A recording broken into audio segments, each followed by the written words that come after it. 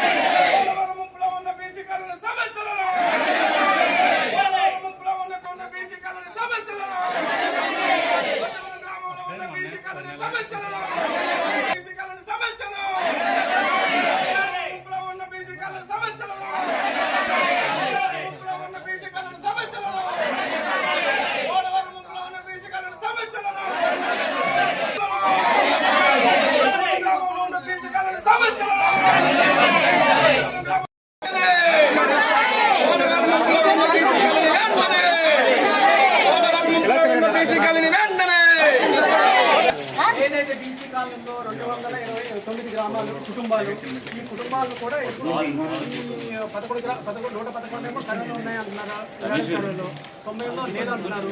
అది అయినా కూడా 90 పునర్వసతి కల్పించాలనేది మా కోరిక.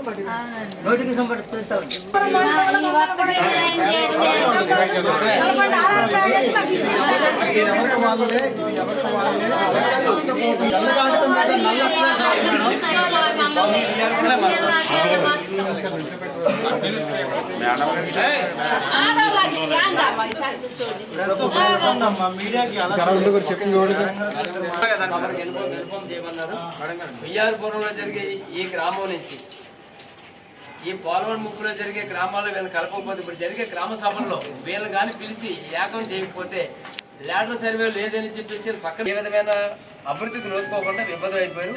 ఏ ఆఫీసర్ గారు వచ్చినా ఆల్రెడీ పేపర్లు ఇస్తున్నారు, కానీ ఈ టైంలో ఫైనల్ టైంలో తమరు కానీ దృష్టి పెట్టి రేపు జరిగే గ్రామ సభలో ఈ గ్రామాలను కానీ పిలవకపోతే వీళ్ళకి 100% అన్యాయం జరుగుతుందమ్మా. ఇది తమరు దృష్టి పెడుతున్నాం. మీ నుంచే కదా సార్కి వెళ్ళేది.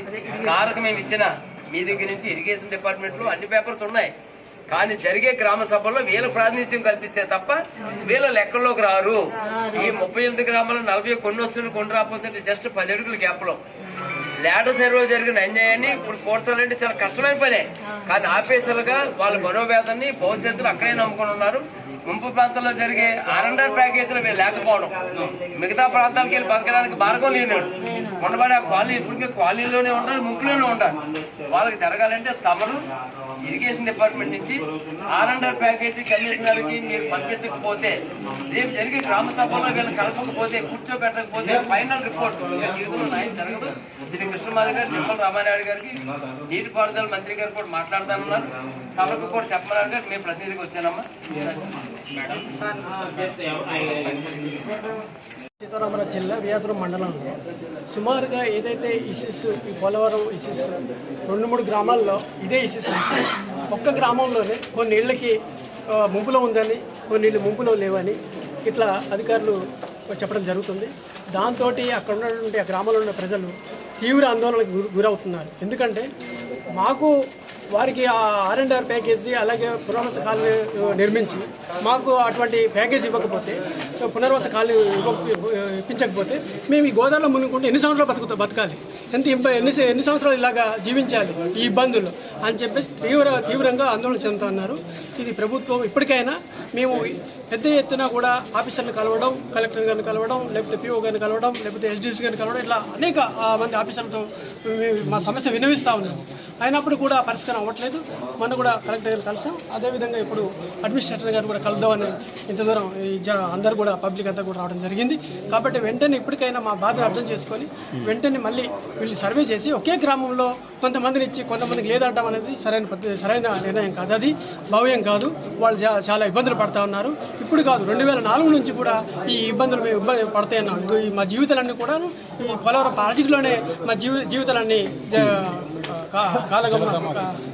జల సమస్య అవుతున్నాయి. కాబట్టి ఇప్పటికైనా ప్రభుత్వాలు అధికారులు తక్షణమే ఆ గ్రామాల్లో కూడా సర్వే చేసి వాళ్ళకు కూడా ఏదైతే సీఎం నోటిఫికేషన్ ఇచ్చి R&R ప్యాకేజ్ కానివ్వండి, పునర్వాస కాలనీ కానీ నిర్మించాలని మేము కోరుతాము. అల్లూరు సీతారాం జిల్లా అండి.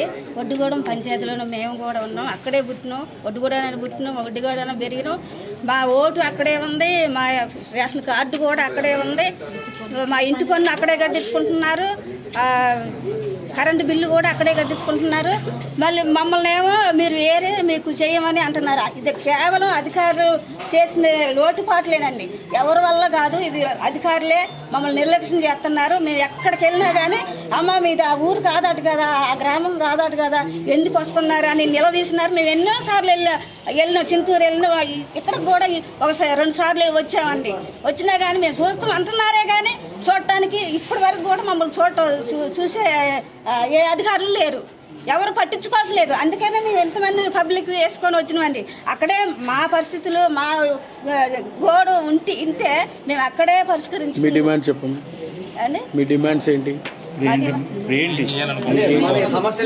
మా సమస్యల్ని అధికారులు పోలవరం ప్రతిసారి వస్తుంది, గోదావరి వస్తుంది, ప్రతిసారి మేము ఇబ్బందులు పడుతున్నాం. పిల్లలతోటి మా అన్ని సామాన్లు మునిగిపోతున్నాయి. ఎన్నిసార్లు మేము వెళ్తున్నాం, అక్కడికి వస్తున్నాం, కానీ మా సమస్యలు ఎవరు పట్టించుకోవట్లేదు. గోదావరి గురించి మాకు ఎంతో ఇబ్బందులు పాల్పడుతున్నాం. ప్రతి సంవత్సరం గోదావరి వస్తుంది, ప్రతి సంవత్సరం అండి ఎన్నో ఇబ్బందులు పడుతున్నాం.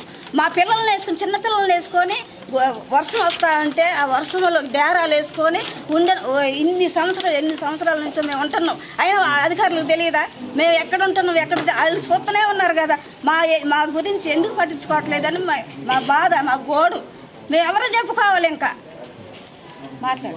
అల్లూరు సీతారామరాజు జిల్లా విఆర్పురం మండలం ఒడ్డుగూడెం పంచాయతీలోని విఆర్పురం BC కాలనీ గ్రామం అండి మాది సుమారుగా 209 కుటుంబాలు అనండి. ఒడ్డుగూడెం పంచాయతీలో 3000 కుటుంబాలండి సుమారుగా. అయితే అందులో 209 కుటుంబాలను ప్రక్కన పెట్టేసి మిగతా కుటుంబాలకు PR నోటిఫికేషన్ ఇచ్చారు. అట్లాగనే స్ట్రక్చర్ వాల్యూ కూడా వేశారండి. మా 209 కుటుంబాలని ప్రక్కన పెట్టేసి ఏ సర్వే చేయకుండా మీది రేకపల్లి పంచాయతీలో ఉంది అన్న ఉద్దేశంతో ఆ భూభాగం అంతా కూడా రేకపల్లి పంచాయతీలో అది పరిగణించబడిందన్న ఉద్దేశంతో ఆ 209 ఫ్యామిలీస్ని కూడా పెండింగ్లో పెట్టేసి అట్లాగే ఆఫ్ చేశారండి. ఈ 209 కుటుంబాలకు అధికారులు న్యాయం చేయాలని మేము కోరుతున్నామండి. అట్లాగనే ఈ ఒడ్డుగూడెం పంచాయతీలో ఉన్నటువంటి ఈ 209 ఫ్యామిలీస్ని 2 భాగాలుగా విభజించారండి. 111 ఫ్యామిలీస్ ఏమో రోడ్డు అవతలు ఉన్నవి, 98 ఫ్యామిలీస్ ఏమో రోడ్డు యువతలు ఉన్నాయండి. 111 ఫ్యామిలీస్ ఆ ల్యాడర్ సర్వేలో ఉన్నాయని, 98 ఫ్యామిలీస్ ల్యాడర్ సర్వేలో లేవు అని అధికారులు చెబుతున్నారండి. అయితే ఈ 111 ఫ్యామిలీస్ ప్లస్ ఈ 98 ఫ్యామిలీస్ 209 ఫ్యామిలీస్కి పిఎన్ నోటిఫికేషన్ ఇప్పించి మమ్మల్ని కూడా వడ్డీగూడెం పంచాయతీలో ఉన్నటువంటి ఆ ఫ్యామిలీస్ తోటి కలిపి మాకు గ్రామ సభలో జరిగించాలి. అట్లాగనే పిఎన్ నోటిఫికేషన్ ఇప్పించి స్ట్రక్చర్ వాల్యూ వేసి మాకు పునరావాసం కల్పించవలసిందిగా మేము అధికారులను కోరుచున్నామండి.